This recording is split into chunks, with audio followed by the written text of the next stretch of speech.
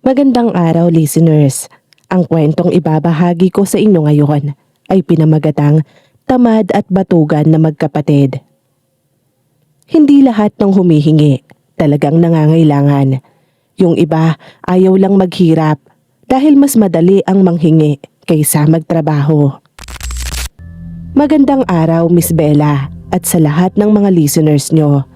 Katulad nyo, libangan ko na rin ang makinig sa kwento ng channel na ito. Ako nga po pala si Ella, panganay sa aming magkakapatid.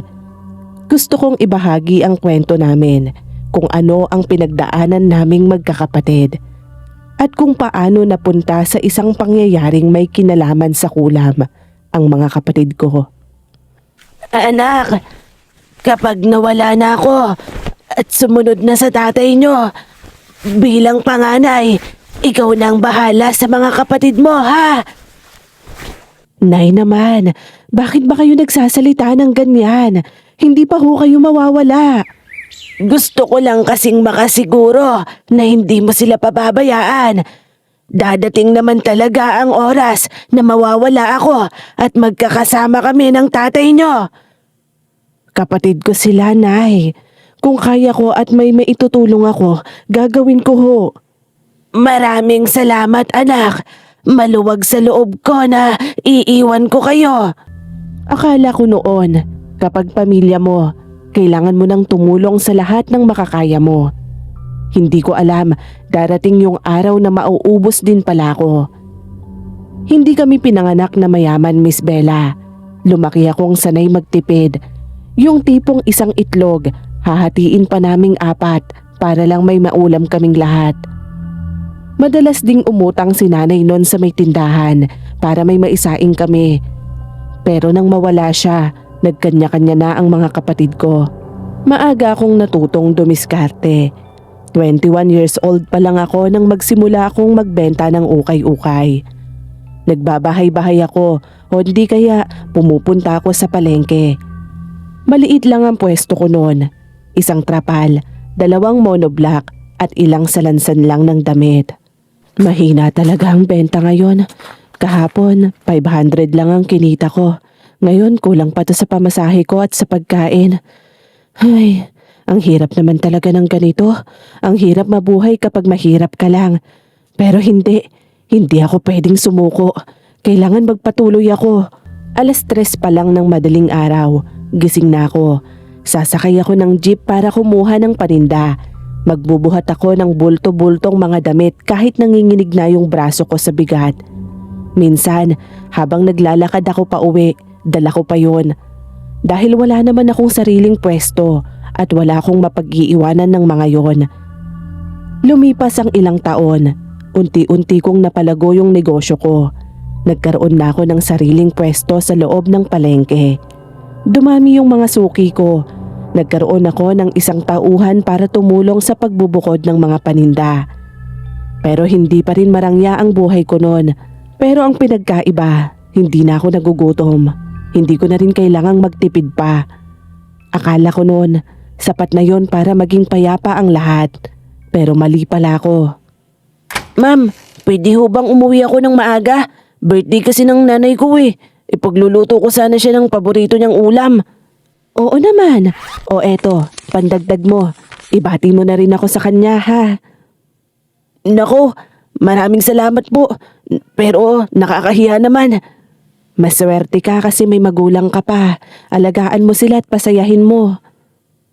Opo ma'am, hindi ko nga po maisip kung anong mangyayari sa akin kapag wala na sila. Ako lang po ang anak nila at sila lang ang pamilya ko. Mahirap talaga. Masakit at nakakalungkot. Kaya gawin mong lahat para maparamdam mo na mahal mo sila. O siya, sige na. Pumunta ka na at bumili ka na ng Ricardo. Baka magkaiyakan pa tayo dito eh. Salamat po mama. Ikaltas nyo na lang po to dun sa magiging sweldo ko. Hindi na. Pa-birthday ko na yan sa mama mo. Ho, naku, salamat po talaga. Salamat ma'am. Nang hapon na yon, kagagaling ko sa pwesto. Pagod na pagod ako noon dahil buong araw akong nakatayo. Pagdating ko sa apartment ko, agad kong napansin na may 2 taong nakaupo sa labas ng pinto. Si Sandra at Eman, sila ang mga kapatid ko. Pareho silang mukhang pagod. Si Sandra, karga-karga niya yung anak niya, habang si Eman naman nakayuko lang. Anong ginagawa niyo dito? Paano niyo nahanap kung saan ako nakatira? Ate, hindi kami nandito para manggulo. Sino bang matutuwa kung bigla na lang kayong susulpot dito pagkatapos ng ilang taon? Ate, pakinggan mo naman muna kami. Anong pakikinggan ko? Wala naman kayong ibang ginawa nun kundi saktan kami ni nanay. Ate naman, alam ko galit ka sa amin. Mabuti naman alam mo, matapos nyo kaming iwan ni nanay. Ate, matagal naman ng panahon yun. Bata pa tayo noon. Hindi namin alam ang gagawin noon. Kaya nung nakakita kami ng opportunity, hindi na kami nag-isip pa. Pero hindi ko pa rin makakalimutan ang ginawa nyo. Isa pa, wag mong gawing dahilan ng edad mo. Ako rin naman bata pa ako noon. Pero naiwan ako para mag-alaga kay nanay nang mag-isa. Nagsisisi naman na kami, ate. Ngayon pa? Kung kailan wala na si nanay, bigla na lang kayong mawawala tapos babalik kayo na para bang walang nangyari? Tao lang din naman kami. Nagkakamali. Pagkakamali ba yung pinabayaan nyo kami habang naghihirap kami noon? Hindi pa kasama dun yung ginawa nyo nung namatay si nanay. Hindi pa nga siya naililibing ng maayos noon. Nag-aaway na kayo sa lupang makukuha nyo. Wala naman na kami talagang pera noon, ate. Tsaka buntis ako noon eh. Kaya namin nagawa yun. Pero nagsisisi na talaga kami. Promise. Ano ba talagang pakay nyo sa akin ha? Sorry talaga ate. Pero pwede ba kaming tumira muna dito? Kahit panandilian lang. Hindi kaagad ako nakasagot noon. Kasi matagal na kaming hindi nagkikita ng mga kapatid ko. Paminsan-minsan lang mag-chat si Sandra kapag may kailangan siya. Si Eman naman, bihira talagang magparamdam. Napansin ko, namumula na yung mata ni Sandra. Halatang umiyak siya. Bakit? Ano bang nangyari sa inyo? Naalis ako sa trabaho dahil nagbawas sila ng tao. Wala man lang silang binigay sa'yo? Kahit separation pay lang? O pang-umpisa? Wala. Hindi pa nga maganda yung pagpapaalis nila sa akin eh. Kahit 5 taon akong nagtrabaho doon. Nakapagtataka naman yata yon. Sa tagal mo sa kanila, wala ka man lang natanggap. Ewan ko ba doon? Grabe silang magtrato ng mga empleyado nila. At hinayaan mo lang silang gawin yon? May karapatan ka bilang empleyado. Baka naman kasi ikaw ang may kasalanan. Ikaw ang may mali kaya ka natanggal. Tatagal ba ako doon ng 5 taon kung may ginagawa akong mali? Mag-isip ka naman ate. Napansin kong umiwas siya ng tingin pagkatapos niyang magsalita. May kutob na agad ako noon na hindi niya sinasabi ang lahat. Kahit matagal ng panahon, kabisado ko pa rin si Eman. Pero hindi ko na muna pinansin yon. Tumingin naman sa akin si Sandra pagkatapos. Ako naman ate, pinalayas ako ng kinakasama ko. Nagkasakit yung anak ko at halos lahat ng perang naitabi ko napunta sa gamot niya. Hindi ka ba talaga mabubuhay ng walang lalaki ha? Hindi ka na naawa dyan sa anak mo? Ituon mo na lang sana sa kanya ang atensyon mo. Baka sakaling umayos pa ang buhay niyong mag-ina. Grabe ka naman ate kung makapagsalita. Hindi naman ganun kadali yun. Hindi ba totoo naman? Ilan na ba yan ha? Pang ilang lalaki na yan? Parang damit lang sa'yo kung magpalit ka ng lalaki. Ang sakit mo namang magsalita. Mas masakit makita yung anak mong nadadamay sa mga maling desisyon mo. Hindi ko naman ginustong mangyari to. Pero paulit-ulit mong pinapasok ang sarili mo sa ganyang sitwasyon. Kaya nga kami nandito ate, para humingi ng tulong sa'yo. Wala na kaming ibang mahingan ng tulong. Ang bata-bata pa ng anak mo, Sandra. Ganyan ang ginagawa mo. Napaka-irresponsable mong ina. O kaya, iwan ko na lang sa'yo tong anak ko. Kasi kung ako lang naman, kaya kong magtiis kahit saan. Naririnig mo ba yung sinasabi mo, Sandra? Sa harap pa talaga ng bata. Harapin mo naman ng maayos yung responsibilidad mo. Ate, ikaw na lang ang meron kami. Hindi ko na rin alam kung anong gagawin ko. Napatingin ako noon sa pamangkin ko, Miss Bella. Ang payat niya, kulang na kulang sa nutrisyon ng katawan. Mahigpit siyang nakayakap kay Sandra. Hindi ko alam kung gaano ako katagal nakatingin sa kanilang tatlo. Pagod na ako noon, pero mas mabigat yung nararamdaman ko sa dibdib ko ngayon habang nakikita ko sila. Kasi kapatid ko sila at kahit anong mangyari, hindi ko kayang pabayaan na lang sila. Kaya naman binuksan ko yung pinto ng apartment ko. Sige na, papatuloyin ko kayo dito. Talaga, ate? Napakabait mo talaga. Pero pansamantala lang ha, hindi kayo pwedeng magtagal dito. Oo, ate. Makakabawi din kami sa'yo. Hindi ka namin bibigyan ng problema, ate. Tutulong kami dito. Sana nga. Nay, sana nakikita mo tong ginagawa ko para sa kanila. Tinutupad ko pa rin yung mga sinabi ko sa'yo kahit masama ang loob ko. Hindi kami magtatagal dito, ate. Hahanap kami ng trabaho. Grabe, ang ganda dito sa apartment mo, ha? Ang lamig, ang luwang. Grabe, iba ka na talaga. Noong unang linggo, maayos naman ang lahat. Si Sandra yung nagluluto. Si Eman naman, tumutulong magbuhat ng paninda ko sa pwesto. Minsan nga, natutuwa pa ako dahil sabay-sabay kaming kumakain. Pakiramdam ko noon, buo ulit yung pamilya namin. Pero habang tumatagal, may napapansin na ako. Madalas nang matulog si Eman hanggang tanghali. Kapag inuutusan ko, laging mamaya o di kaya ay pagod siya, yun ang sinasagot niya sa akin.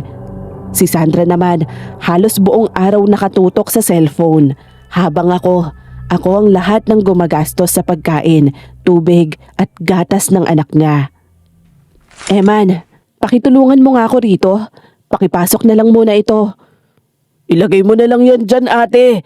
Mamaya ako na gagawin. Masakit pa yung braso ko eh. Nagkamali ako sa pagtulog kanina. Lumalaki na yung katawan mo sa katutulog. Noong una, ang sipag-sipag mong tulungan ako. Ngayon, konting utos ko lang, laging mamaya ang sagot mo. Grabe ka naman, ate. O Sandra, anong niluto mo ngayon? Hala, anong oras na pala? Ang ganda kasi nitong pinapanood ko. Nakalimutan ko nang magluto, ate. Simula umalis ako, yung cellphone na ang hawak mo. Hanggang pagbalik ko, yan pa rin ang inaasikaso mo. Hindi na nga kita pinagbabantay sa negosyo ko. Oh, paano namang hindi napaliguan tong anak mo? Madumi lang talaga yan. Kahit ilang beses mong paliguan, magdudumi pa rin. Kaya ganyan ang tsura. Hayaan mo na. Hanggang sa isang gabi, pagod akong umuwi galing sa palengke.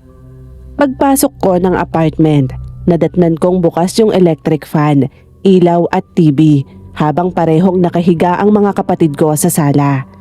Yung mga hugasin nakatambak sa lababo. Yung anak ni Sandra umiiyak na. Napapikit ako sandali noon. Pagod na ako sa negosyo at ganito pa ang madadatnan ko. Sandra, bakit hindi man lang kayo naghugas ng mga plato? Ano, ako pa rin bang gagawa ng mga to para sa inyo? Masama kasi yung pakiramdam ko, ate. Kaya hindi ako ganong nakagawa rito sa bahay. Masama pala yung pakiramdam mo, pero cellphone ka ng cellphone dyan. Sa halip na magpahinga ka, yan ang inaatupag mo. At ikaw, Eman, maghapon ka na lang ba talagang tatambay dito? Kagagaling ko lang naman sa interview, ate. Ano, natanggap ka naman ba? Tatawagan na lang daw ako, kaya maghihintay muna ako. Huwag kang umasa sa isa lang. Maghanap ka pa para may option ka kung sakaling matanggap ka. Oo na. Bukas na bukas, maghahanap din ako. Matagal din akong tumingin sa kanilang dalawa. Pagod na yung katawan ko noon, pero mas mabigat yung pakiramdam ko. Kasi unti-unti kong nararamdaman na parang nasasanay na sila. Nasasanay silang nandyan ako. Nasasanay silang may sasalo sa kanila. Kinabukasan, maaga akong umalis para mamili ng mga bagong paninda. Pagbalik ko ng hapon, nadatnan kong bukas yung ref at halos ubos na yung pagkain na pinamili ko para sa buong linggo. Sandra, anong nangyari dito? Bakit nakabukas lang to? Nag-aaksaya kayo ng kuryente. Tsaka, bakit ubos na agad yung mga pagkain rito? Kumain kasi yung mga kaibigan ni Eman kaninang tanghali, ate.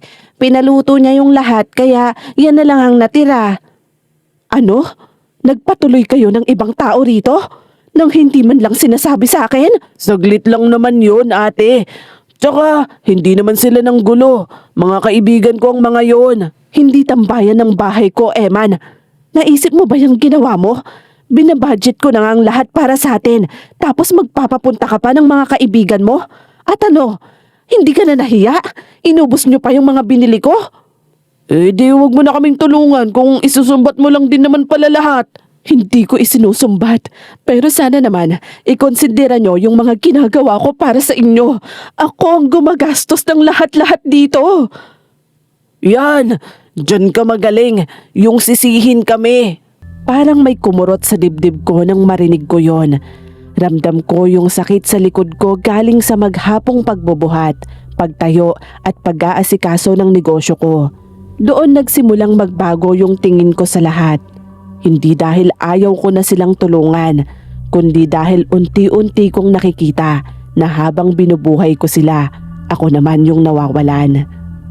Isang gabi, pagdating ko sa apartment, dumiretso agad ako sa maliit kong cabinet kung saan ko inilalagay yung pinagbebentahan ko. Habang binibilang ko yung pera, napahinto ako. Kulang yon ng 3,000. Napatingin ako sa may sala. Wala sa cabinet. Teka, sa bag ko. Ha? Wala rin? Eman? Oh, bakit ate? Nasaan yung pera kahapon? Hindi ba sinabi ko sa'yo, ilagay mo sa bag ko? Ah, yun ba? Ginamit ko kasi muna ate. Anong ibig sabihin na ginamit mo? Pinapalagay ko lang sa'yo yun sa bag ko, pero ginastos mo? May kailangan kasi akong bayaran, kaya hiniram ko na muna. At hindi mo man lang sinabi sa akin? Ibabalik ko naman ate. Hindi yun yung punto ko, Eman. Eh bakit ba galit na galit ka kaagad? Hiniram ko lang naman sa'yo. Kasi pera yun ng negosyo ko at hindi ka nagsabi sa akin na gagamitin mo. Eh ano naman kung hindi ako nakapagsabi kaagad ate? Kapatid mo naman ako ah. Oo, kapatid nga kita. Pero hindi naman ibig sabihin nun, pwede nyo nang galawin ng basta-basta yung pera ko. 3,000 lang naman yun ate.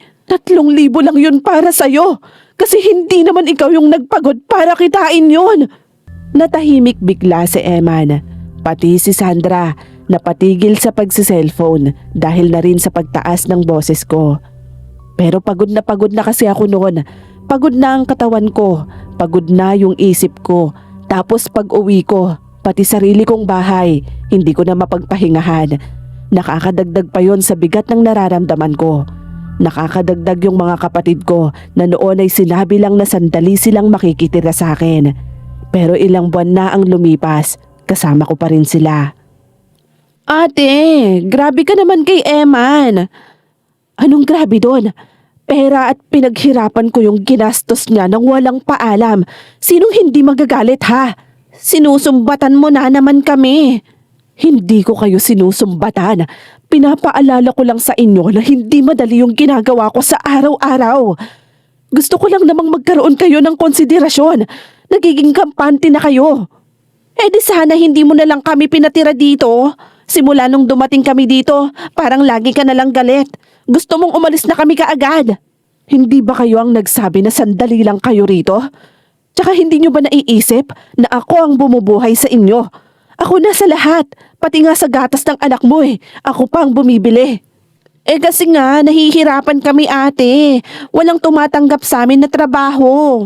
Kaya nga tinulungan ko kayo. Pero anong ginagawa nyo ngayon? Kaya nga nagsasabi na ako ngayon sa'yo ate, na ginamit ko yung pera mo. Kung hindi ko pa hinanap, hindi mo pa sasabihin. Ang gusto ko lang naman sana maramdaman nyo na may kusa kayong tumulong. Hindi yung hihintayin nyo na lang kung anong isusubo sa inyo. Saan ka pupunta? Eman, nag-uusap pa tayo. Lalabas na muna ako. Nakakasakal dito. Ate, naiintindihan namin yung ginagawa mo para sa amin. Pero sana naman, intindihin mo rin kami. Talaga ba? Naiintindihan nyo ba talaga ako? Kasi sa tingin ko, nasasanay na kayo. Nasasanay kayong may sumasalo para sa inyo. Hindi siya nakasagot noon. Pumasok na rin sa isip ko yung bagay na matagal kong iniiwasan, na habang tumatagal, hindi na nila ako tinitignan bilang kapatid, kundi bilang tagabigay ng lahat ng pangangailangan nila. Doon na nagsimulang magbago yung mga bagay sa buhay ko. At doon din dumating si Owen, na siyang asawa ko ngayon. Hindi ko siya nakilala sa dramatic na paraan. Customer ko lang siya noon. Madalas siyang bumili ng jacket at pantalon sa pwesto ko. Ay, mayroon ka bang yun dati, yung binibili kong pantalon? Meron. Marami akong bagong dating noon. Ayan, mamili ka. Maraming magaganda. Sige, salamat. Napapansin ko, madalas ganyan ang binibili mo dito. Ah, oo. Sa construction kasi ako nagtatrabaho. Dito kasi sa ukay, okay yung pantalon. Hindi masyadong mahal, pero nagtatagal naman. Ah, kaya pala. Oo, tama nga naman kasi no, kaysa bibili ka ng branded. Oo, kaya nga yung ibang kasama ko, pinapahanap na rin ako. Pero syempre, dinadagdagan ko yung presyo. Business-minded ka rin pala ha? Aba, syempre naman. Ano sila? Bayad na lang yun sa oras at pamasahe ko. Hindi siya yung tipo ng lalaking mahilig magpabida. Pero kapag nagsalita siya, ramdam mong totoo. Isang gabi, halos magsasara na ako ng pwesto. Pagod na pagod ako noon dahil wala akong katulong. Si Eman na sabi ay susunod para tulungan ako sa pwesto. Hindi dumating. Masakit na yung likod ko. Yung mga paa ko, parang hindi ko na nga maramdaman sa sobrang pagod. Habang nag-aayos ako, bigla kong narinig si Owen. Hindi ka pa rin umuuwi. Kanina pa kita pinapanood dito. Hindi ka pa nagpapahinga. Marami pa kasi akong dapat ayusin. Bago ako umuwi, kailangan maayos muna itong negosyo ko. O eto, pandesal. Kumain ka na muna. Ano ka ba? Ayos lang ako. Nahiya ka pa eh. Sige na. Ako na muna dito. Ha? Hindi na. Nakakahiya na sa'yo. Para ka namang others eh. Sige na. Diyan ka na muna. Maupo ka. Eto, kainin mo to. Mag-relax ka dyan. Ako nang mag-aayos dito. Tsaka, ihahatid kita pa uwi. Grabe ka naman. Bakit mo ba ginagawa sa akin yan ha?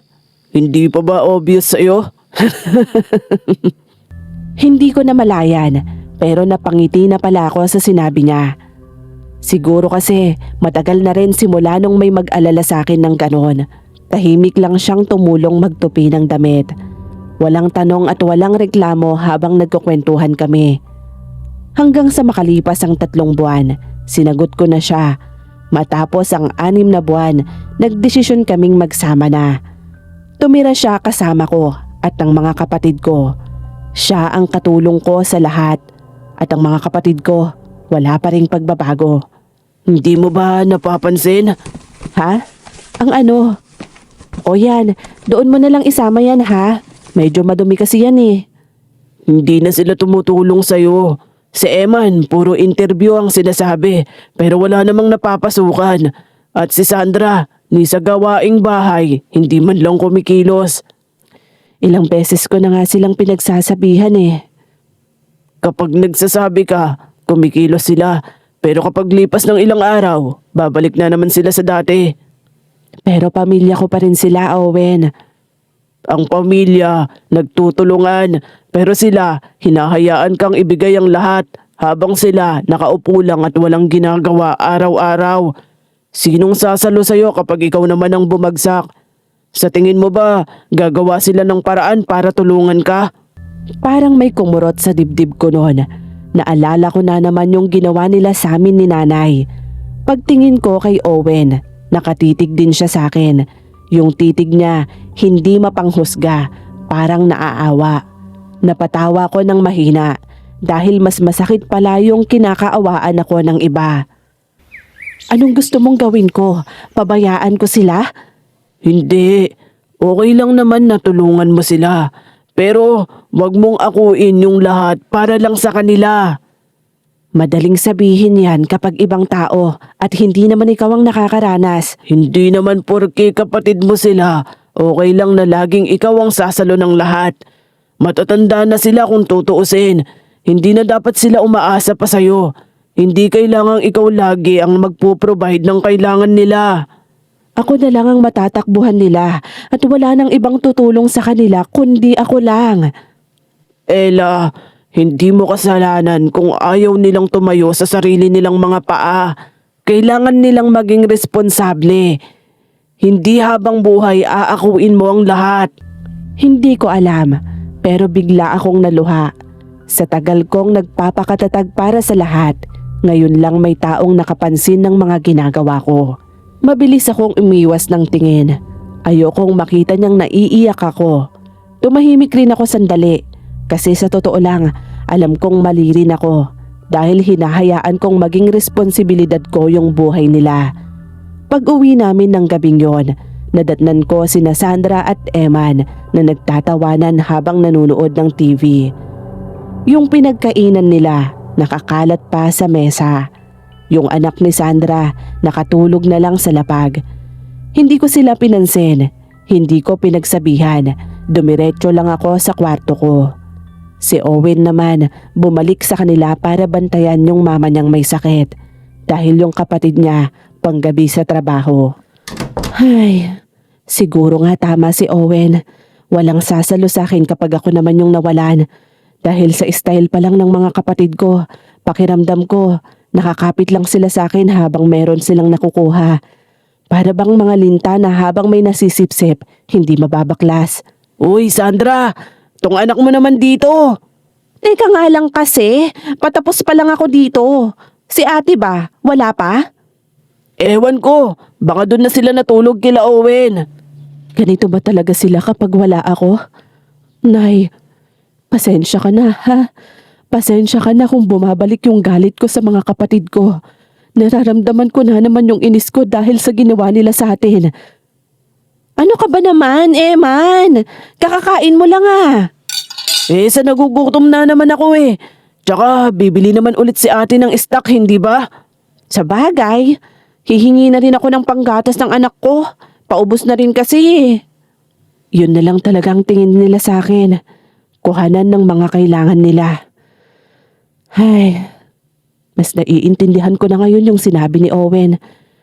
Simula ngayon, magiging matigas na ako sa kanila. Dapat lang na may gawin na ako. Dahil kung hindi, kung hahayaan ko lang to, mauubos ako at mawawala ang lahat ng pinaghirapan ko. Tanghali na noon sa palengke at halos mapuno yung pwesto ko ng customers. Abala ko sa pakikipag-usap habang nagsasabit ng bagong dating na pantalon. Pagod na rin ako noon kasi madaling araw pa lang gising na ako at naroon na ako agad para mag-ayos. Habang nagbibilang ako ng sukli, may isang babae ang biglang huminto sa harap ng pwesto ko. Nasa mga 40 na siguro ang edad niya. Nakapolo, may dalang papel. Akala ko customer lang kaya binati ko. Ikaw ba si Ella Ramirez? Po? Opo, ako nga ho. Bakit po? Anong kailangan niyo sa akin? Mabuti naman at ikaw mismo ang nakausap ko. Nandito ako para maningil ako ng utang. Anong utang po? Wala akong alam na umutang ako. Sa totoo lang, ngayon ko lang ho kayo nakita. 30,000 ang utang sa akin na sa'yo nakapangalan. Ang sabi sa akin ay kapatid mo daw siya at nakausap ka na niya tungkol doon. Ha? Anong 30,000? Wala po akong utang. O ayan, pangalan mo yan hindi ba? Pirma mo, address, contact number, pati nga ID at negosyo nakalagay dyan. Hindi ako umutang nito, kaya hindi ako dapat sinisingil nyo. Pero pangalan mo yung ginamit dyan, kaya ikaw ang mananagot kung hindi mo yan babayaran. Bago sana kayo nagpautang, sinisiguro nyo muna. Hindi yung may pinakita lang sa inyo na papel, bibigyan nyo na. Matagal na akong nagpapautang. Nagtanong-tanong na rin kami dito sa mga katabi mo. Naabutan din namin sila sa bahay mo. Kaya binigyan ko ang kapatid mo. At ngayon, hindi ko na makontak. Hindi na nagpapakita sa akin. Napatingin ulit ako sa papel. Parang biglang sumikip yung dibdib ko sa galit at kaba. Pag-uwi ko ng apartment, dire-diretso agad ako sa sala. Hindi ko na sinabihan si Owen dahil marami na rin siyang inaayos na problema sa kanila. Naabutan ko si Eman sa sala habang nagsiselfone. Si Sandra naman nagpapakain ng anak niya. Pagpasok ko pa lang, alam kong pansin na nilang iba ang mood ko. Mabilis kong inilapag yung papel sa mesa. Ano to? Ipaliwanag mo nga sa akin. Bakit pangalan ko ang ginamit mo, ha? Sumagot ka, Eman! Tinatanong kita. Para pautangin nila ako. Kung pangalan ko ang inilagay doon, hindi ako makakautang. At hindi mo man lang ako sinabihan? Babayaran ko naman yun, ate. Tsaka kung sinabihan kita, bakit? Papayag ka ba? Paano? Kukupit ka? Paano mo babayaran? Nanakawan mo ko? 30,000 yon, Eman. Alam mo ba kung gaano kahirap kitain ng perang yon? Ate, kumalma ka nga lang. Kumalma? Paano ko kakalma? Pangalan ko yung nakataya dito. Hindi naman namin tatakbuhan ni Eman yung inutang niya na yon. So ano, dalawa pala kayong may gawa nun. Sige nga, sabihin mo sa akin paano nyo babayaran yon, ha? May trabaho ba kayo? May pera ka ba? O ako na naman ang sasalo? Wala na akong magawa nun, ate. Yun na lang yung paraan namin para magkapera, para makabayad sa ibang mga utang namin. Hindi ibig sabihin nun na pwede mo nang gamitin yung pangalan ko nang hindi ko naman alam. Ang lakas mong umutang, wala ka namang pambayad. Ate, kapatid mo naman kami, hindi ba? Pamilya tayo. Kaya tayo-tayo lang din ang magtutulungan. Oo, pamilya ko nga kayo. Pero hindi ko responsibilidad na linisin lahat ng pagkakamali nyo. Hindi ko babayaran yung utang mo. Parang biglang tumigil yung oras pagkatapos kong sabihin yon. Nanlaki yung mata ni Sandra. Halatang hindi sila makapaniwala sa sinabi ko. Tumawa ng mahina si Eman, pero wala na sa akin ngayon kung magalit man sila. Anong sabi mo? Narinig mo ko, hindi ba? Gusto mo pa bang ulitin ko sa'yo? Pababayaan mo na lang kami. Kami na kapatid mo. Hindi ko kayo tinanggihan nung nagpunta kayo rito. Pero ngayon sa ginagawa mo, hindi ko nahahayaan na ako pa ang sasagot ng problema nyo. Ganon din naman yon. Hindi, Eman. Ilang taon ko kayong sinalo. Tapos pati utang mo, ako pa rin ang magbabayad. Nagbago ka na talaga, ate. Wala ka nang malasakit sa amin. Ako pa ngayon ang walang malasakit? Hindi ako nagbago. Natauhan lang ako, Sandra. Natauhan ako sa lahat ng ginagawa nyo. Akala ko ba pamilya tayo? Akala ko ba nandyan ka lagi para sa amin? Bakit hindi pa ganun ang ginawa ko sa loob ng 2 taon na nandito kayo? Pinakain ko kayo, kinupkop, nagbigay ako ng trabaho, nagbigay ako ng pagkakataon. Pero ano, binaliwala nyo lahat. Kailangan nyo lang naman ako kapag may problema kayo, hindi ba? Ngayon, matuto naman kayong harapin ang sarili nyong problema. Total kayo naman ang may gawa niyan. Kayo ang nakinabang niyan. Matuto kayong mabuhay ng hindi nakaasa sa akin. Walang nagsalita matapos noon. Tinignan ko sila. Doon ko naisip na simula ng gabing yon, marami nang magbabago. Ilang araw din akong hindi mapakali pagkatapos nung tungkol sa utang na yon. Kahit nasa pwesto ako, hindi ako makapag-focus. Madalas tulala lang ako habang nagbabantay ng paninda. Minsan, mali-mali pa nga yung naisusukli ko sa mga customers. Lumipas yung ilang araw, pero hindi nagbago sila Eman at Sandra. Parang ako pa yung naging masama dahil tumanggi akong bayaran yung utang nila. Tahimik sila kapag nandyan ako, pero kapag nakatalikod na ako, naririnig ko silang nagbubulungan. Wala na talagang pakialam sa atin si ate. Ang laki-laki na ng pinagbago niya. Kasalanan yun ng Owen na yun eh. Dati, okay lang naman kay ate kapag nagsasabi tayo. Tumutulong siya kaagad. Nag-iba na talaga siya. Naimpluwensyahan na siya nung lalaking yon. Alam ko, hindi din tayo matitiis ni ate. Lalo na yung pamangkin ko. Tama ka. Galit lang siya sa atin ngayon. Pero ilang araw lang yan, babalik na rin sa dati. Oo, lilipas din yun. Tutulungan din niya tayo. Isang gabi, umuwi kami ni Owen noon. Bitbit niya yung 2 malaking eco bag ng paninda, habang ako yung mga bag naman namin ang daladala. Pagpasok namin sa apartment, nadatnan kong magulo yung sala. May pinagkainan sa mesa, maraming nakakalat sa sahig, nakabukas yung TV kahit wala namang nanonood. Si Eman nakahiga at nagsiselfone. Si Sandra naman nasa may kusina habang doon nanonood. Hindi nyo man lang ba kayang maglinis dito, ha? Nakikituloy lang kayo rito. Ang lakas nyo pang magkalat. Ano bang problema mo, ate? Kayo ang problema ko. Kailan ba kayo matatauhan, ha? Hindi naman namin ginusto na maging ganito ang buhay namin. At hindi ko rin ginustong akuin ang lahat ng pangangailangan nyo.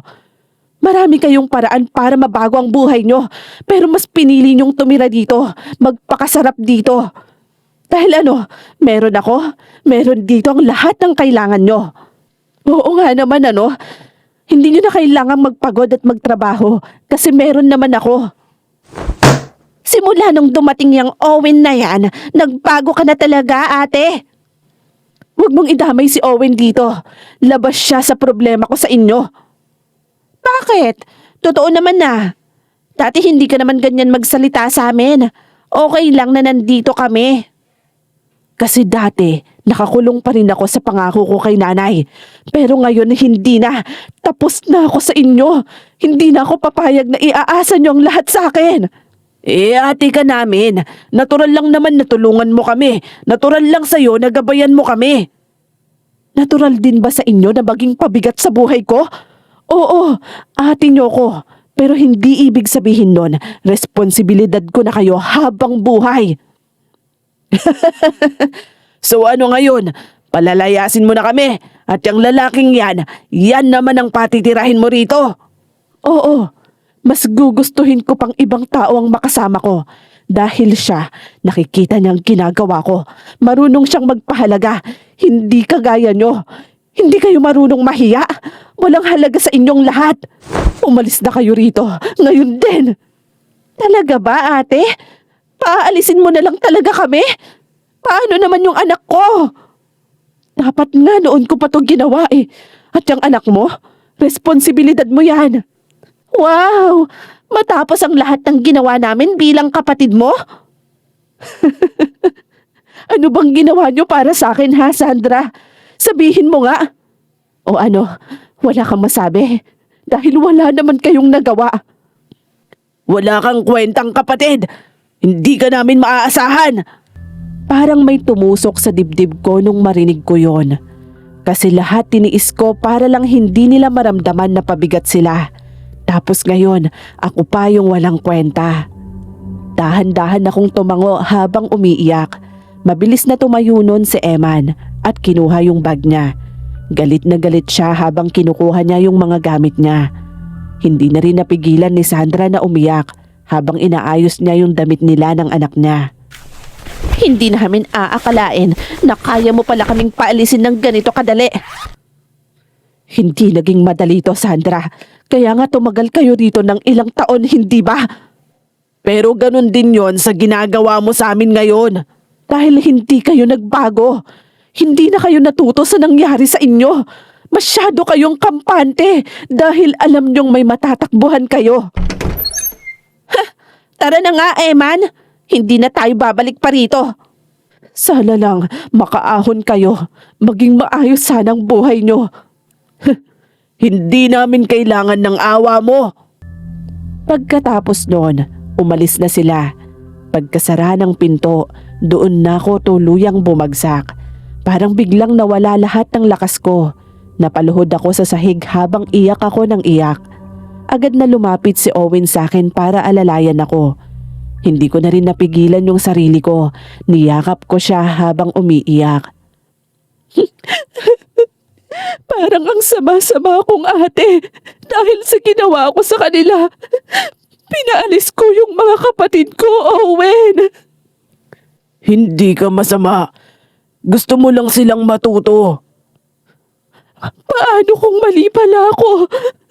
Paano kung may mangyari sa kanila, sa pamangkin ko? Alam ko, mahirap para sa'yo yun. Pero kailangan. Para kumilos sila at dumiskarte.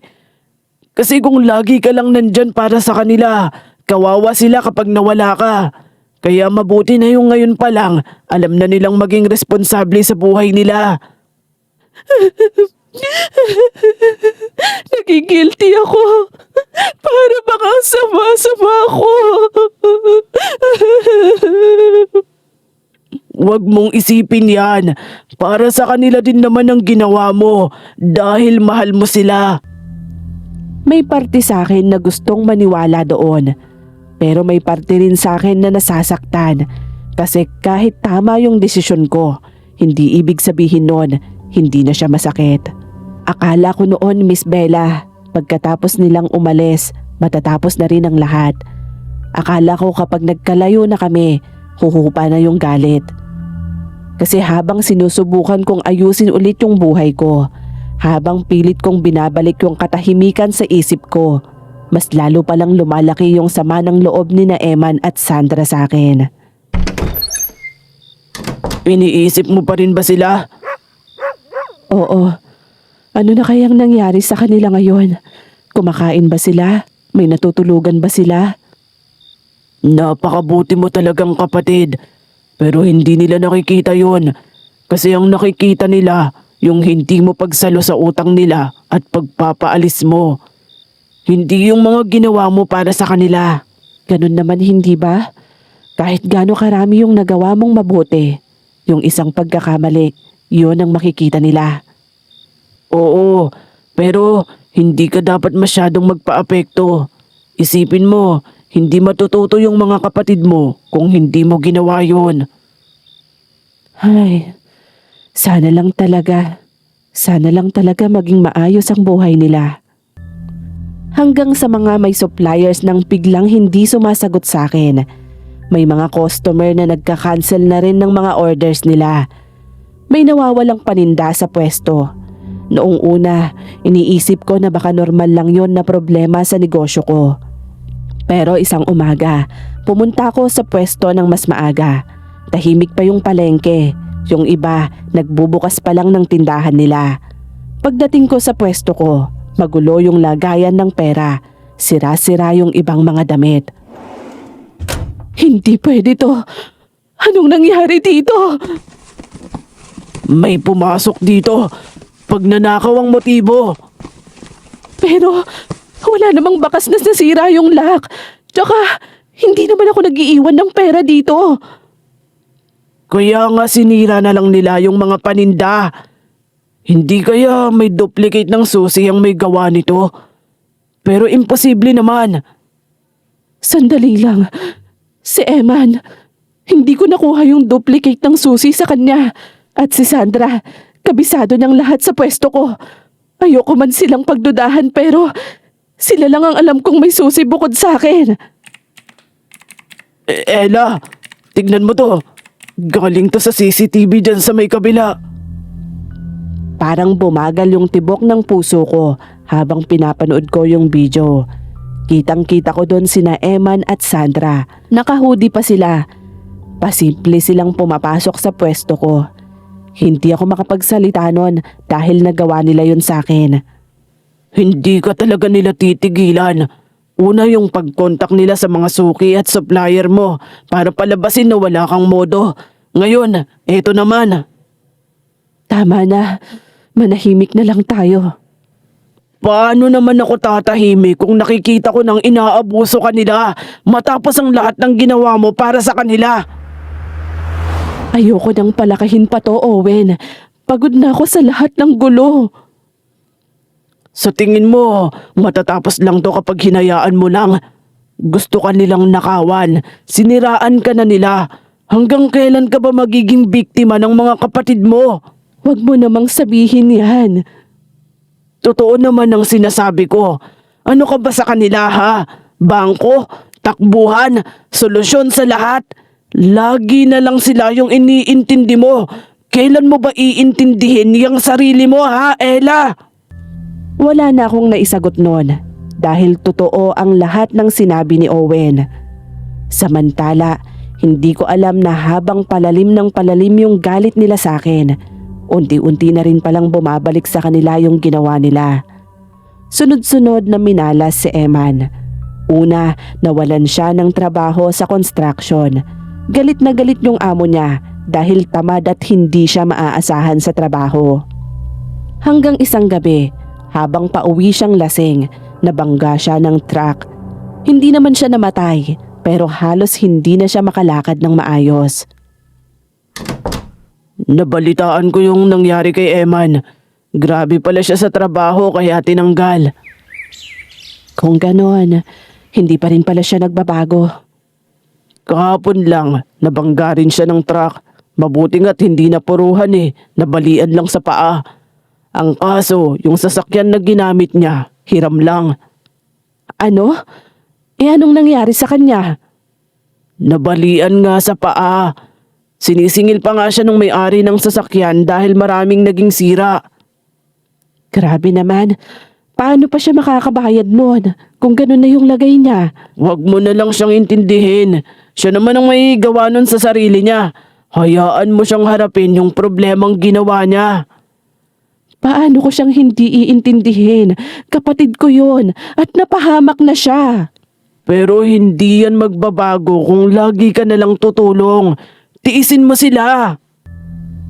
Samantala, si Sandra naman biglang nagkaroon ng kakaibang sakit sa balat.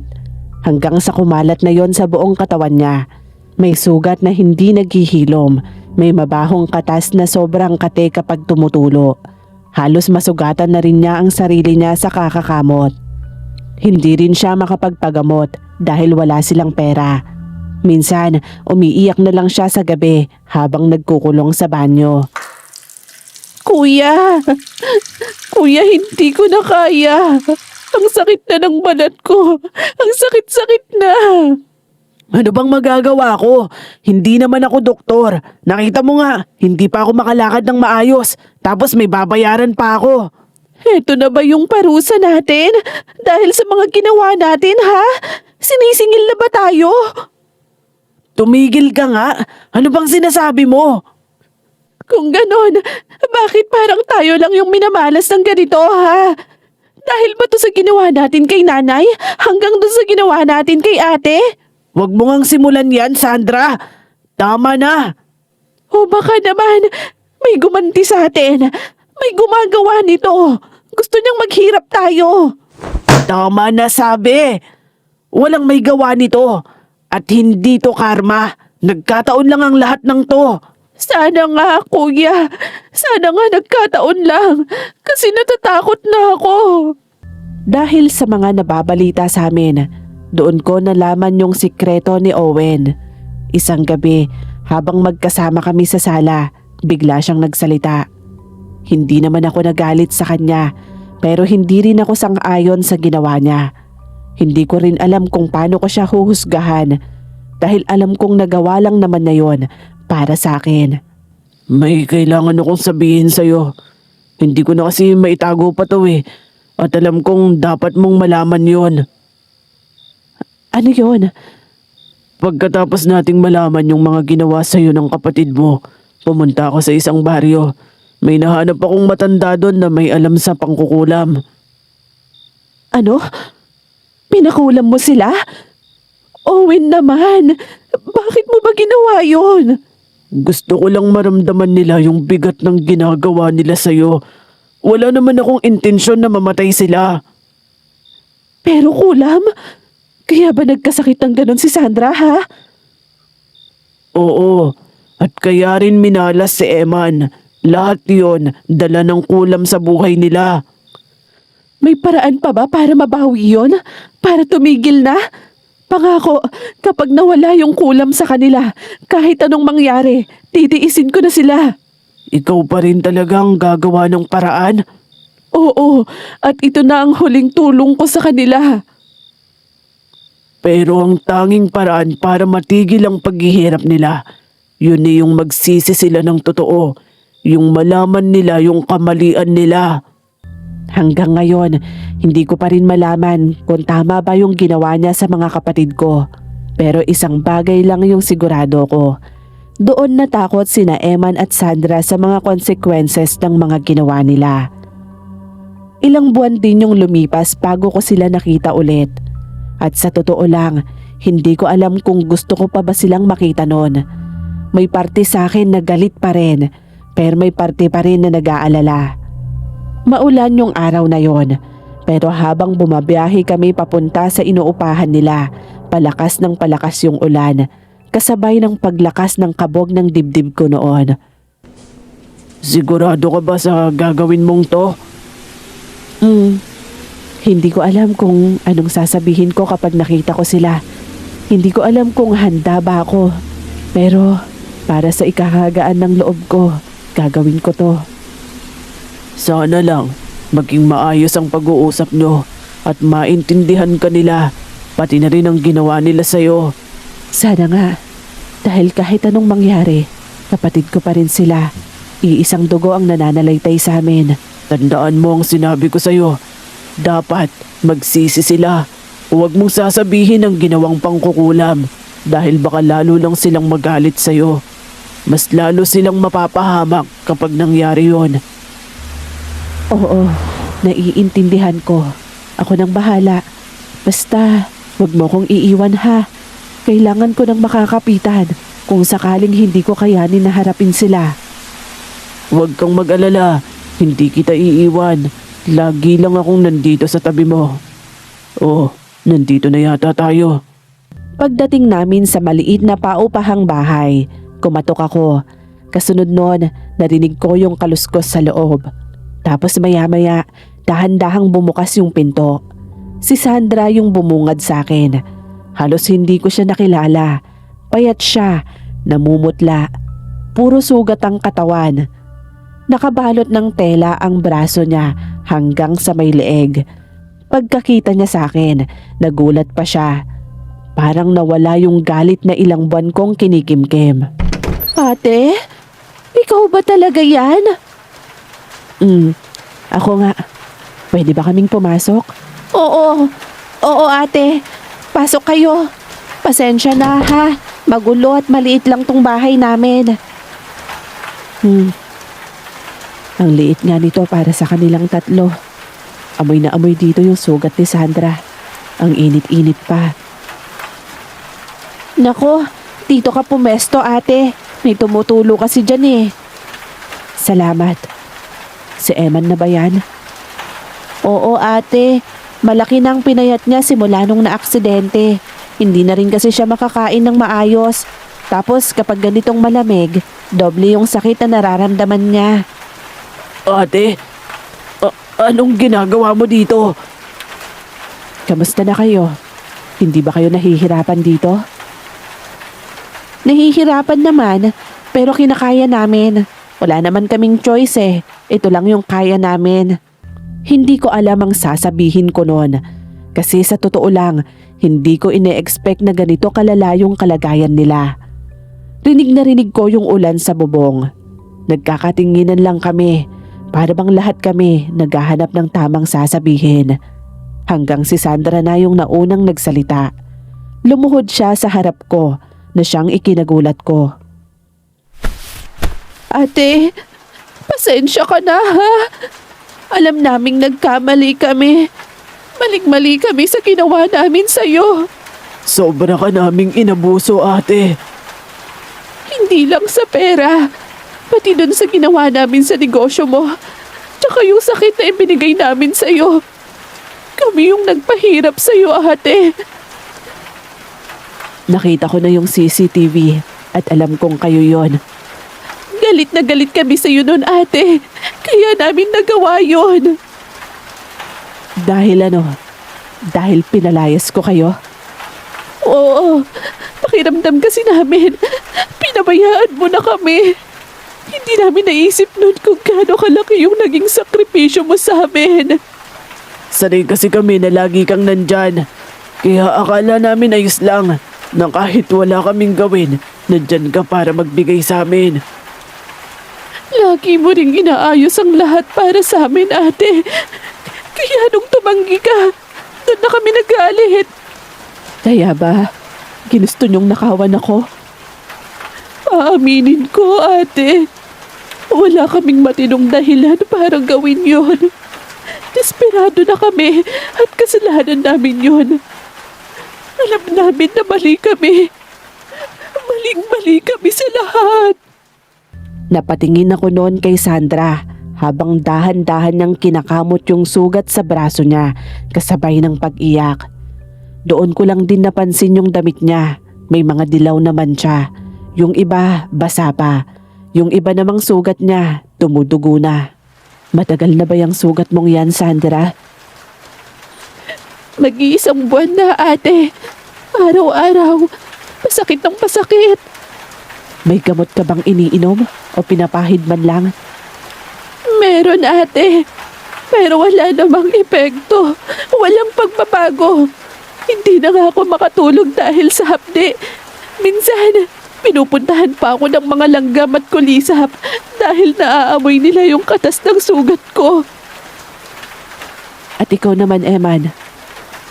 Eto, hindi pa rin makalakad ng maayos. Kapag malamig, makirot. Kahit gutom ako, hindi naman ako makakain. Hindi ko alam, parang may mali na rin sa bituka ko. Sinisingil na siguro kami ng mga kasamaan namin. Mabuti na lang nga yung anak ko. Hindi napapahamak eh. Pero payat din siya. Wala kasing makain, ate. Kung anong meron kami, yun lang ang pinagtsatsagaan niya. Gusto ko na nga siyang ipaampon eh. Doon na rin ako napaluha dahil naaawa ako sa pamangkin ko. At finally, nakita ko rin yung bagay na matagal kong hinihintay sa kanila. Yung pagsisisi. Yung totoong pagsisisi nila. Ngayon, namulat na sila sa katotohanan sa mali nilang ginawa. Hindi yun yung pagsisisi na nagpapakabait lang sila dahil may kailangan, kundi totoo na sila. Tumingin ako ng diretsyo noon kay Eman. Aaminin ko, galit ako sa inyo. Bumalik sa akin ang lahat ng sakit at galit simula pa nung ginawa nyo kay nanay. Alam namin, ate, at malaki ang pagsisisi namin. Deserve namin yung galit mo. Kahit pagsalitaan mo kami ngayon, ayos lang, dahil maling-mali kami.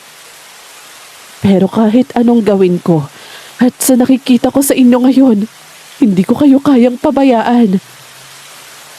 Ate, tanggap na namin. Huwag mo nang dagdagan pa yung sakit na ibinigay namin sa'yo. Hindi namin deserve na kaawaan mo. Pagkatapos ng lahat ng ginawa namin sa'yo. Hindi. Tutulungan ko kayo. Tutulong ako sa gamot, sa pagkain. Pero hindi na kayo babalik pa sa bahay ko. Kasi pag tinanggap ko ulit kayo ng ganun kadali, babalik lang ulit kayo sa dati. Maniwala ka, ate. Hindi na kami ganun. Magbabago na talaga kami. Kailangan niyong matutong mabuhay ng hindi nakaasa sa akin. Hindi habang buhay may sasalo sa inyo. Hindi ko kayo tutulungan para umasa ulit kayo sa akin.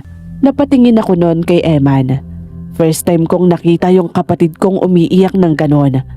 Walang yabang, walang paninisi. Ngayon niya lang nailabas ang lahat. Lahat kami nag-iiyakan na. Nawala na yung galit. Puro pagsisisi at awa na yung nararamdaman namin. Ate, salamat ha. Magbago kayo. Ayusin niyo yung buhay niyo. Oo, ate. Hindi na kami babalik pa sa dati naming ginagawa. Makikisama na kami. Magbabago at magpapakabait. Magtatrabaho ako. Kahit maliit lang ang sweldo, pagtsatsagaan ko. Dapat lang. Para sa anak mo, Sandra. Kayo na lang din ang makakatulong sa sarili niyo. Hindi pa huli para bumawi. Natatakot lang kasi ako noon, ate. Kaya kung kani-kanino ako kumakapit. Hindi lalaki ang bubuhay sa inyo. Matuto kang magbanat ng buto para sa anak mo. Maging responsable kang ina. Naiintindihan namin, ate. Makakaasa ka. Magbabago kami. Aayusin namin ang buhay namin. At ikaw naman, Eman, para sa sarili mo. Maawa ka din dyan sa sarili mo.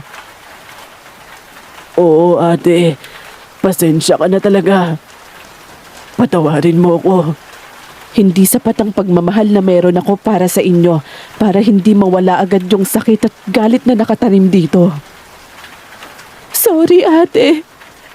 Sorry talaga. Patawarin mo kami.